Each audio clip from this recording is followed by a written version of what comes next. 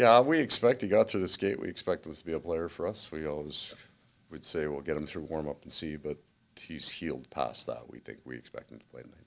Where does he impact the game the most in your mind? Well, all parts of it. Maybe I would. I'm not. It was a good question. I'm just going to rephrase it. What am I looking for? Is what I'm hoping for is just a simplicity to it because. So he's played. I mean, he's had an incredible career. He's a Stanley Cup champion, 1,000 games, 1,000 penalty minutes, lots of points. I don't want to see all of it in one game, right? And that's what sometimes Mikey Samoskevich and Sam Bennett, and they're going to show each other their hands, because maybe that would be the thing, Katie, that in practice, you know how tenacious this guy, how physical he is, how hard he plays. But you get him in practice, then oh my God, he's got hands on him. And you start to realize how good the skill level is there. Just hoping that the three of them, and it's human nature, don't try to show it to each other in the first 5 minutes, right? All the dangle comes out, and then you're chasing pucks all over the ice. So a little simplicity tonight, and then it'll be fun running the bench. It's a different player in your lineup, and you get to start discovering things. That you start thinking about things that could work if you wanted to change things.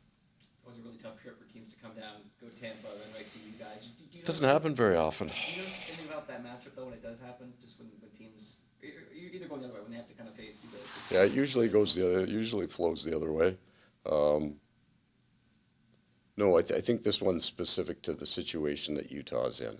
They have a good structured game. They've got a good structured team, and two very skilled lines. They've got a good physical line. They're fast. Their back end can move the puck, and they're in that playoff push. So they've played exceptionally well. Beat Tampa at home. And then they come in, and they're actually, for me, right in that start of that game. It got away from them. And, well,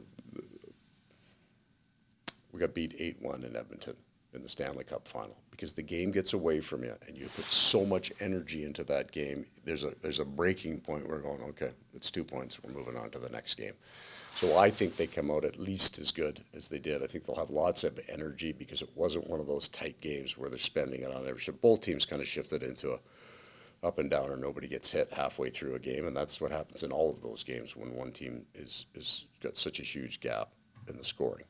I expect them to be very good. They are structured. They do skate well. They're dynamic. Their leading scorer has more points than our leading scorer, so they're capable, very capable team. And what they'll be able to do is hit that reset button in the regular season. If you're way out of it or you're way on top of it, you'll lose one. Sometimes the emotions bleed into the next game.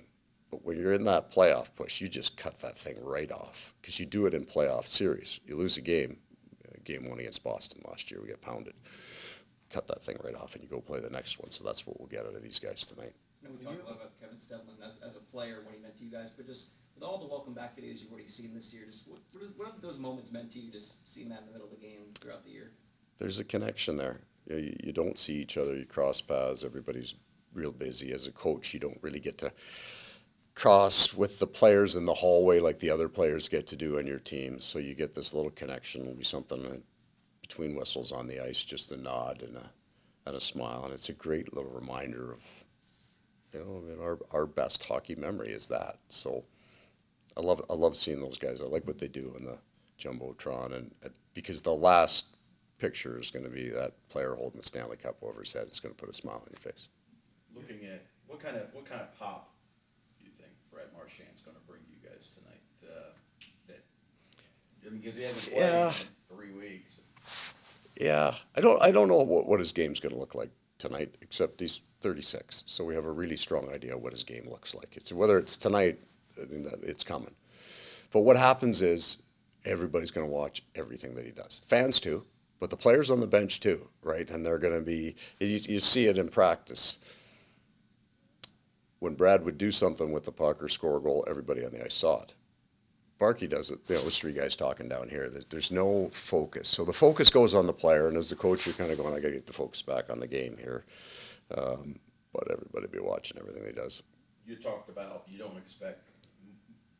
He's experienced. He's going to fit right in with you guys. But have the 2 weeks practicing maybe helped him a little bit just because of the situation, the captain of the Boston Bruins coming to Florida, that whole thing? Does that Yeah. maybe help things out. I'm sure for him, he would have preferred trade happened, he played the next day, got it over with, and then he's off and running.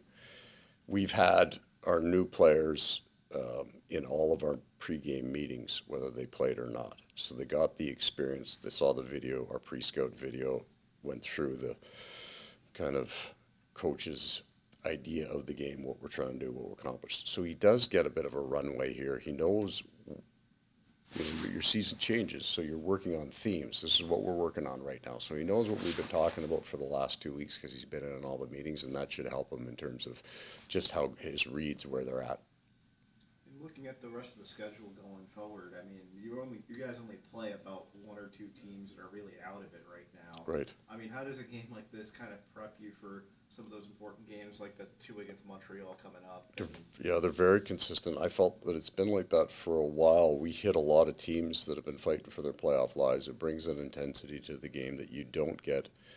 They're not easier to play, but they're better to play, for sure. Because if you catch a team who's got skill that's clearly out of it, those games are easier to play, but they don't really look like anything you're going to see 2 weeks later. They need this one tonight. Like these two, having lost the last game, there's so much focus on Utah for this game tonight.